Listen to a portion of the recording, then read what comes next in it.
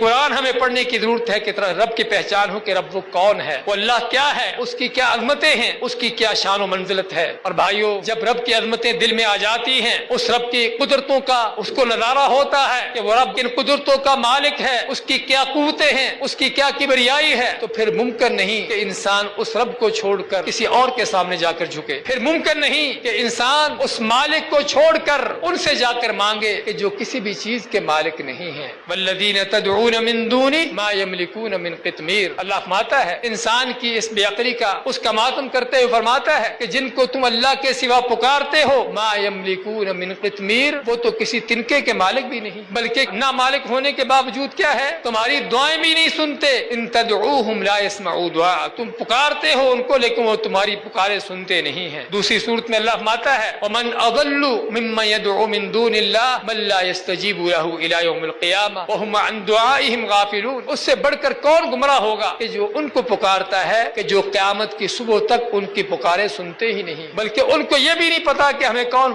پکار رہا ہے، کوئی پکارنے والا بھی ہے یا نہیں۔ کیسے انسان کی عقل ہے اس رب کائنات کو کہ جو ہر وقت سنتا ہے۔ ہم انسانوں کی پکارے ہی صرف نہیں، اس چیونٹی کے چلنے کی آواز کو سنتا ہے، جو چیونٹی اندھیری رات میں کسی کالے سیاہ پتھر پر چل رہی ہے، چیونٹی بھی اس کی وہ بھی کالی ہے، رات بھی اندھیری ہے، جس پتھر پر چل رہی وہ بھی کالا سیاہ پتھر ہے، اللہ اس چیونٹی کو عرش پر ہونے کے باوجود دیکھتا بھی ہے اور اس کے چلنے کی آواز کو بھی سنتا ہے۔ کیسے تم اس رب کو چھوڑ کر ان کو پکارتے ہو جو سنتے ہی نہیں، اس مالک الملک کو چھوڑ کر کہ جو فرماتا ہے حدیث قدسی میں کہ اے جنوں اور انسانوں سبھی کے سبھی آدم سے لے کر قیامت تک آنے والے، اگر تم سبھی کسی کھلے میدان میں کھڑے ہو جاؤ اور ہر انسان اور جن اپنی اپنی حاجت مانگے، اپنی ضرورت مانگے، اللہ ہر ایک کی حاجت اس کو دے دے، اس کی ضرورت پوری کر دے۔ اللہ فرماتا ہے کہ میرے خزانوں میں پھر بھی اتنی بھی کمی پیدا نہیں ہوتی کہ جتنا سوئی کا سمندر میں ڈبونے سے سمندر کم ہو جاتا ہے۔ یہ ہے بھائیو الحمدللہ رب العالمین جو ہم کہتے ہیں، یہ ہے رب العالمین۔ کاش کہ ہم نے اس رب کو پہچانا ہوتا، کاش کہ ہم فاتحہ پڑھتے ہوئے اس رب کی عظمتوں کو جانتے کہ وہ رب کون ہے۔ تو یہ ہے وہ رب، یہ ہے وہ خالق